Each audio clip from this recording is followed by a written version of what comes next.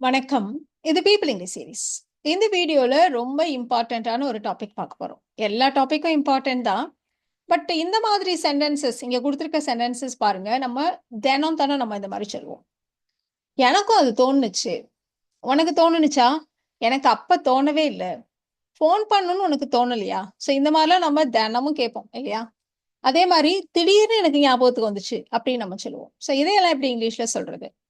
ஞாபகத்துக்கு வர்றது தானே ரிமெம்பர்ன்னு சொல்ல வேண்டியதுதான். அப்படின்னு நீங்க நினைச்சீங்களான்னா தப்பு. எப்பவுமே நம்ம ஞாபகத்துல இருக்கிற விஷயங்கள மட்டும் தான் நம்ம ரிமெம்பர்ன்னு சொல்லுவோம். திடீர்னு நமக்கு மைண்டுக்கு வர்ற விஷயங்கள நாம அக்கர் அப்படின்ற வார்த்தைய வச்சு தான் நம்ம சொல்லுவோம். ஸோ இன்னைக்கு வீடியோல இந்த அக்கர் டூ அப்படின்ற ஃப்ரேஸ எப்படி யூஸ் பண்றது? இந்த ஃப்ரேஸஸ யூஸ் பண்ணி எப்படி லாங் சென்டென்சஸ் ஃப்ரேம் பண்றது? அப்படின்றதெல்லாம் நம்ம பார்க்க போறோம். ஸோ இந்த அக்கர் டூ அப்படின்னு நம்ம சொல்றப்போ, இத அஃப்கோர்ஸ் இத வந்து சென்டென்ஸ்ல ஃப்ரேம் பண்றப்போ, எப்படி யூஸ் பண்ணணும் அப்படின்றத தெரிஞ்சுக்கிறதுக்காக சின்ன சின்ன சென்டென்சஸ் ஃபர்ஸ்ட் நம்ம பார்க்கலாம். அப்புறம் நம்ம லாங் சென்டென்சஸ் ஃப்ரேம் பண்ணலாம். ஸோ ஃபர்ஸ்ட்டு எக்ஸாம்பிள் பாருங்க. எனக்கும் அது தோன்றியது அப்படின்னு நம்ம சொல்லப் போறோம். பட் அதுக்கு முன்னாடி எனக்கு அது தோணுச்சு அப்படின்னு நம்ம ஃபர்ஸ்ட்டு சொல்லிடலாம். ஸோ எனக்கு அது தோணுனுச்சு இப்படின்னு நம்ம சொல்லப் போறோம். ஸோ இந்த மாதிரி அக்கர் டூவ வச்சு சொல்றப்போ பார்த்தீங்களான்னா, எந்த விஷயம் நம்ம மைண்டுக்கு வந்துச்சோ, எந்த விஷயம் நமக்கு தோணுனுச்சோ, அத தான் நம்ம சப்ஜெக்ட்டா வச்சு சொல்லணும். அது தோன்றியது அப்படின்னு இருக்கு. ஸோ, அப்ப அதுக்கு பதிலா நம்ம இட் அப்படிங்கிற வார்த்தைய போட்டிருக்கோம். பாஸ்ட் டென்ஸ் இல்லையா? அது தோணுச்சு. எனக்கும் அது தோணுச்சு. அப்படிதான் நம்ம சொல்லப் போறோம். ஸோ, எனக்கு அது தோணுனுச்சு.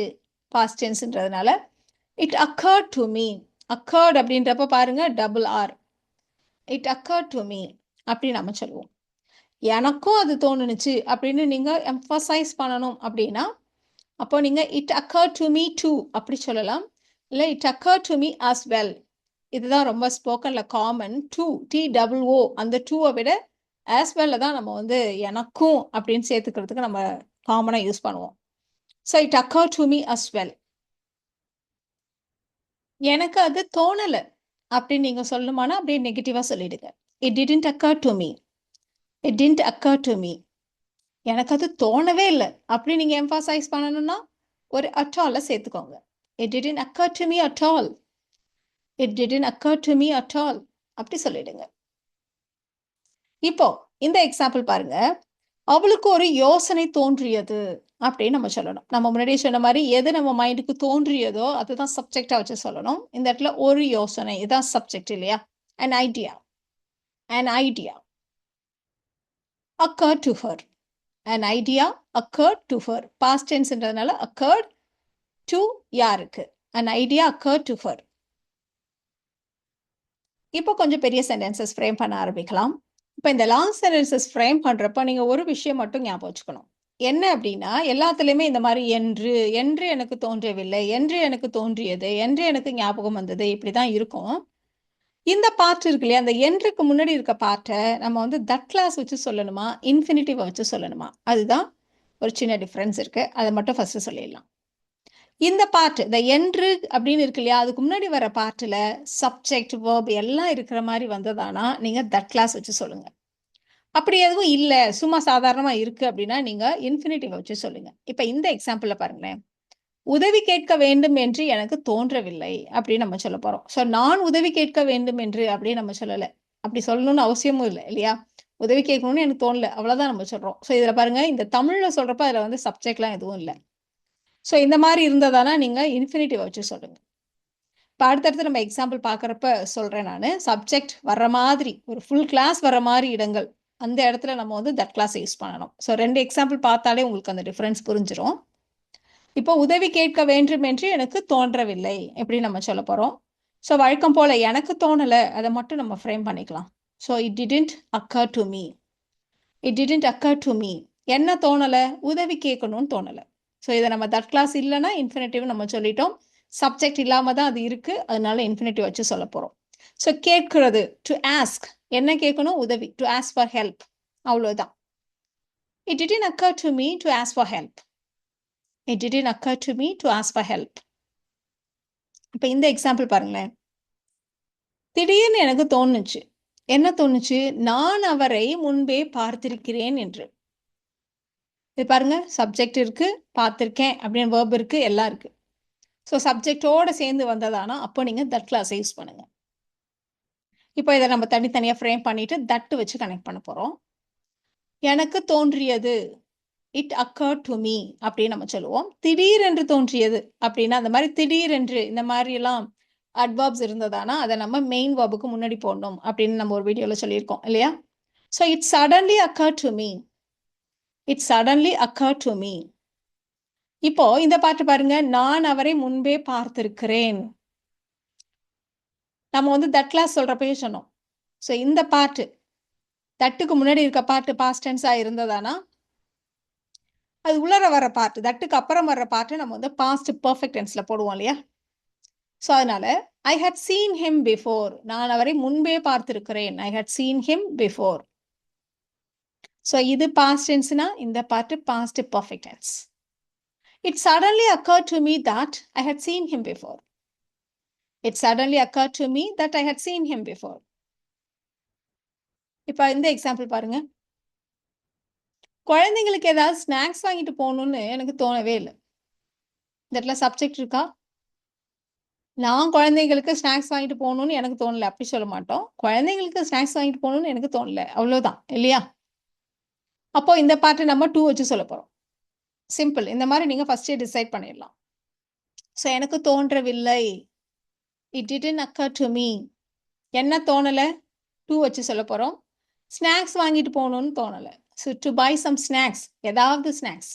டு பை சம் ஸ்நாக்ஸ் யாருக்கு? ஃபார் த கிட்ஸ், குழந்தைகளுக்கு, ஃபார் த கிட்ஸ், அவ்வளோதான். It didn't occur to me to buy some snacks for the kids. It didn't occur to me to buy some snacks for the kids. சிம்பிளாக இருக்கு இல்லையா? So எப்போ infinitive, எப்போ that class, அதை மட்டும் நீங்கள் decide பண்ணிக்கணும். மழை பெய்யும் தொடங்கும் வரை கொடை கொண்டுட்டு வரணும்னு எனக்கு தோணவே இல்லை அப்படின்னு நம்ம சொல்ல போகிறோம். மழை பெஞ்சதுக்கு அப்புறம் தான் கொடை கொண்டுட்டு வந்துடலையே அப்படின்னு தோணுச்சு அப்படின்னு நம்ம சொல்லலாம். ஸோ அது ஒரு விதம் அப்படின்னா இது ஒரு விதம். மழை பெய்ய தொடங்கும் வரை இதை தனியாக ஃப்ரேம் பண்ணிக்கலாம். கொடை கொண்டுட்டு வரணும்னு இதை தனியாக ஃப்ரேம் பண்ணிக்கலாம். எனக்கு தோணலை, இதை தனியாக ஃப்ரேம் பண்ணிக்கலாம். ஸோ எல்லாத்தையும் நம்ம அப்புறம் கிளப் பண்ணிக்கலாம். ஸோ இந்த இடத்துல எனக்கு தோன்றவில்லைன்னு இருக்கு. எப்போவுமே அதுதான் நம்ம ஃபர்ஸ்ட் சொல்லுவோம். அதனால it didn't occur to me, it didn't occur to me. அடுத்தது தட் கிளாஸா இல்லைன்னா இன்ஃபினிட்டிவா? கொடை கொண்டுட்டு வரணும்னு தோணலை, அவ்வளோதான். சப்ஜெக்ட் ஒரு தடவை நான் கொடை கொண்டா வர வேண்டும் என்று அப்படின்னு சொல்லணும்னு அவசியம் இல்லை இல்லையா? ஸோ அதனால இந்த இடத்துல தட் கிளாஸ் தேவையில்லை. It didn't occur to me to bring an umbrella. It didn't occur to me to bring an umbrella. கொண்டுட்டு வர்றது அப்படின்னா பிரிங், இந்த இடத்துல ஒரு கொடைய, அதனால டு பிரிங் அன் அம்பர்லா. மழை பெய்ய தொடங்கும் வரை, வரை அப்படின்னா நம்ம அன்டில் சொல்லுவோம் இல்லையா? ஸோ எந்த பாயிண்ட் வரைக்கும், ஸோ அந்த பாயிண்ட்டை நம்ம வந்து ஸ்பெசிஃபிக்காக சொல்கிறப்போ நம்ம அன்டில் யூஸ் பண்ணுவோம். இப்போலேருந்து அந்த பாயிண்ட் ஆஃப் டைம் வரைக்கும் உள்ள டியூரேஷனை சொல்கிறதா இருந்தால் தான் நம்ம அஸ்லாங்கஸை யூஸ் பண்ணணும். ஸோ அஸ்லாங்கஸ்க்கும் அன்டிலுக்கும் டிஃப்ரென்ஸ் தெரிஞ்சுக்கோங்க. ஸோ ஒரு பர்டிகுலர் பாயிண்ட், அந்த பாயிண்ட் வரைக்கும் அப்படின்றப்போ நம்ம இந்த இடத்துல மழை பெய்ய ஆரம்பிக்கிற அந்த செகண்ட் தான் எனக்கு தோணுச்சு அப்படின்னு நம்ம சொல்கிறோம். ஸோ அந்த பர்டிகுலர் பாயிண்ட் சொல்கிறப்போ நம்ம அன்டில்னு சொல்லணும். So until it started raining. It didn't occur to me to bring an umbrella until it started raining. It didn't occur to me to bring an umbrella until it started raining. அவ்வளோதான். So இந்த occur டூவை வச்சு நீங்கள் வந்து நிறைய long sentences frame பண்ணி நீங்கள் பழகலாம். பொதுவாகவே இதோடைய ஸ்ட்ரக்சர் எப்படி இருக்கும் அப்படின்னா, எது நமக்கு தோணுச்சு இல்லை தோணலை, இது எப்போ தோணுச்சு என்ன தோணுச்சு, இதுதான் அந்த 3 பார்ட்டாக எப்போவுமே இருக்கும். நம்ம ஜென்ரலாகவே அப்படி தான் சொல்லுவோம் இல்லையா? ஸோ எப்போ தோணுச்சு என்ன தோணுச்சு, இதுதான். இப்போ இந்த எக்ஸாம்பிள் கூட பாருங்க, நான் வந்து பஸ் ஸ்டாப்பை அடைஞ்சதுக்கு அப்புறம், பஸ் ஸ்டாப்புக்கு போனதுக்கு அப்புறம் ஃபோனை வீட்டிலே வச்சுட்டு வந்துட்டேன்னு எனக்கு ஞாபகத்துக்கு வந்துச்சு. ஸோ தோணுச்சு, ஞாபகத்துக்கு வந்தது, நினைவுக்கு வந்தது, எல்லாத்துக்குமே நம்ம அக்கர் வச்சு தான் நம்ம சொல்லுவோம். அக்கர் டூ வச்சு தான் சொல்லுவோம். ஸோ இந்த இடத்துல பாருங்க, டைம் பாருங்க, பஸ் ஸ்டாப்புக்கு போனதுக்கு அப்புறம் என்ன ஞாபகத்துக்கு வந்துச்சு அப்படிங்கிறத அடுத்து நம்ம சொல்றோம். ஸோ எனக்கு நினைவுக்கு வந்தது பாசிட்டிவா சொல்றோம். It occurred to me, past tense இல்லையா? அதனால இட் அக்கர்ட் டு மீ. எப்போ ஞாபகம் வந்துச்சு? பேருந்து நிறுத்தத்தை அடைந்த பிறகு, ரீச் பண்ணதுக்கு அப்புறம். பிறகுனா after, after I reach the bus stop, after I reach the bus stop. என்னன்னு ஞாபகம் வந்தது? இது பாஸ்ட் டென்ஸ்னா அடுத்து நம்ம சொல்ல வேண்டியதை பாஸ்ட் பர்ஃபெக்ட்ல சொல்லணும். நம்ம சொல்லிட்டோம், நம்ம வந்து ஃபோனை வீட்லயே வச்சுட்டு வந்துட்டோன்ட்டு. ஃபோனை மறந்துட்டேன், வீட்லயே மறந்துட்டேன்னு நம்ம தமிழ்ல சொல்லுவோம். இங்கிலீஷ்ல சொல்றப்போ, நான் வீட்லயே மறந்து வச்சுட்டு வந்துட்டேன் அப்படின்னு சொல்ல மாட்டாங்க. வீட்லயே விட்டுட்டு வந்துட்டேன்னு தான் சொல்லுவாங்க. அதனால இந்த இடத்துல ஐ ஹேட் ஃபர்காட்ன்னு நம்ம சொல்லக்கூடாது. I had left my phone at home. I had left my phone at home. சேர்த்து சொல்லலாமா? After I reached the bus stop, it occurred to me that I had left my phone at home. After I reached the bus stop, it occurred to me that I had left my phone at home. ஃபார்மை submit பண்ணதுக்கு அப்புறம் நான் அதில் கையெழுத்து போடலங்கிறது எனக்கு ஞாபகம் வந்துச்சு. நான் பாட்டுக்கு சப்மிட் பண்ணிட்டு வந்துட்டேன். அப்புறம் தான் எனக்கு ஞாபகம் வருது நான் அதில் கையெழுத்து போடலன்னு. இதுதான் நம்ம சொல்ல போகிறோம். ஸோ இந்த மாதிரி சென்டென்சஸ் நம்ம கண்டிப்பாக தினம் சொல்லுவோம் இல்லையா? ஸோ எப்போ ஞாபகம் வந்தது? படிவத்தை சமர்ப்பித்த பிறகு, after. After submitting the form. After submitting the form. எனக்கு நினைவுக்கு வந்தது, past tense. It occurred to me. என்ன ஞாபகம் வந்தது? நான் அதில் கையெழுத்திடவில்லை என்று. நான் சப்ஜெக்டோடு சேர்ந்து வருது. அப்போ டு வச்சு சொல்ல முடியாது. தட் கிளாஸில் தட் வச்சு தான் ஒரு கிளாஸாக தான் நம்ம சொல்லலாம். ஸோ நான் கையெழுத்திடவில்லை, பாஸ்ட் பர்ஃபெக்டில் சொல்லணும். So had plus V3 hadn't plus V3 அப்படி நம்ம சொல்கிறோம். I hadn't signed it. I hadn't signed it. அவ்வளோதான். I hadn't signed in it அப்படின்னு நம்ம சொல்லக்கூடாது. அதில் அப்படின்னு வருது, அதனால இன் இட் அப்படின்னு போட்டுறக்கூடாது. சைன் பண்ணுறதை வந்து சைன்ட் இட், அவ்வளோதான். After submitting the form, it occurred to me that I hadn't signed it. After submitting the form, it occurred to me that I hadn't signed it. இன்னொரு example கூட பார்க்கலாமா? கரெக்டாக தூங்க போகிறதுக்கு முன்னாடி ஞாபகம் வருது, நான் ஒரு முக்கியமான மெயிலுக்கு ரிப்ளை பண்ணலன்னு. போகிறோம். ஸோ தனித்தனியாக அப்படியே நீங்கள் ஃப்ரேம் பண்ணிகிட்டே வாங்க. படுக்கைக்கு செல்வதற்கு சற்று முன்பு, just before going to bed. Just before going to bed. எனக்கு நினைவுக்கு வந்தது, past tense. It occurred to me. ஞாபகத்துக்கு வரலன்னா it didn't occur to me அப்படின்னு நம்ம சொல்லிட்டு இருக்கோம், அவ்வளோதான். என்ன ஞாபகம் வந்தது? நான் பதிலளிக்கவில்லை. இது பாஸ்ட் டென்ஸ்னா இது பாஸ்ட் பர்ஃபெக்ட்னு சொல்லிட்டோம். I hadn't replied to an important email. I hadn't replied to an important email. எல்லாத்தையும் சேர்த்து சொல்லிடுங்க. Just before going to bed, it occur to me that I hadn't replied to an important email. எவ்வளோ long sentence பாருங்க. அப்படி ஈஸியாக நம்ம frame பண்ணிட்டோம். மளிகை கடைக்கு போகிற வரைக்கும் எங்கள் அம்மா கொடுத்த அந்த லிஸ்ட்டை மறந்துட்டேன் அப்படின்னு எனக்கு தோணவே இல்லை. அங்கே போனதுக்கப்புறம் தான் ஞாபகம், ஆஹா எடுக்க மறந்துட்டவேன்னு. இதுதான் நம்ம சொல்ல போகிறோம். மளிகை கடையை அடையும் வரை, until I reached the grocery store. Until I reached the grocery store.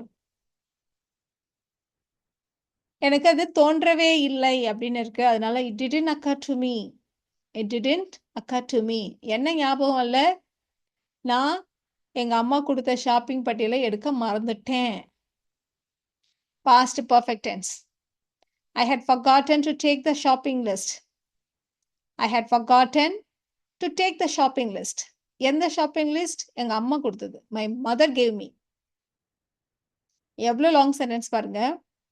Until I reached the grocery store, it didn't occur to me that I had forgotten to take the shopping list my mother gave me. இதை நீங்கள் until ரெண்டாவதாக வச்சுன்னு சொல்லலாம், முன்னாடி வச்சுன்னு சொல்லலாம், it didn't அப்புறம் வேணாலும் சொல்லலாம்.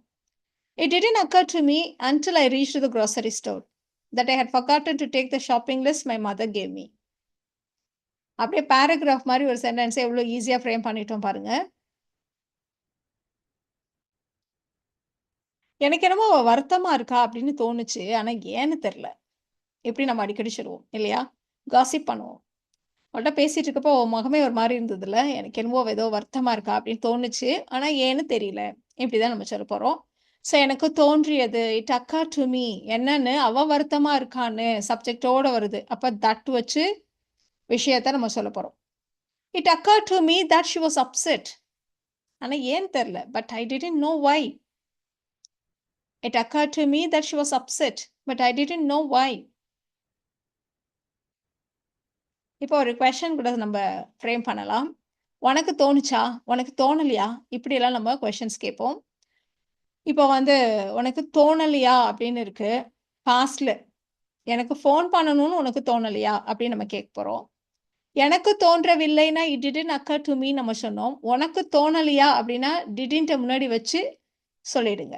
Didn't it occur to you உனக்கு அப்படின்னு நம்ம சொல்லிட்டதுனால didn't it occur to you to phone me எனக்கு ஃபோன் பண்ணணும்னு உனக்கு தோணலையா? Didn't it occur to you to phone me? அதே மாதிரி இந்த மாதிரி கொஷின்ஸ்ல அக்கர் டு வச்சு ரொம்ப காமனா வர்ற ஒரு கொஷின் உனக்கு எப்பயாவது தோணி இருக்கா? இந்த மாதிரி கேள்வி ரொம்ப சகஜம் இல்லையா? அதை நீங்க வந்து இதை நீங்க ஒரு ஃபிக்ஸட் ஃப்ரேஸாவே நீங்க ஞாபகம் வச்சுக்கோங்க. Has it ever occur to you உனக்கு எப்பயாவது உனக்கு தோணி இருக்கா? Has it ever occur to you அப்படி கேட்டு நம்ம விஷயத்தை அப்படியே கண்டினியூ பண்ணிக்க வேண்டியதுதான். இப்போ இந்த மாதிரி கொஷின்ஸ் ரொம்ப சகஜம். வேற ஏதாவது ஃபேமிலியில பிறந்திருக்கலாம் அப்படின்னு உனக்கு எப்பயாவது தோணியிருக்கா? நம்ம இந்த குடும்பத்துல பிறந்திருக்கூடாது, வேற ஏதாவது குடும்பத்துல பிறந்திருக்கணும் அப்படின்னு உனக்கு எப்பயாவது தோணியிருக்கா? இப்படி நம்ம கேட்க போறோம்.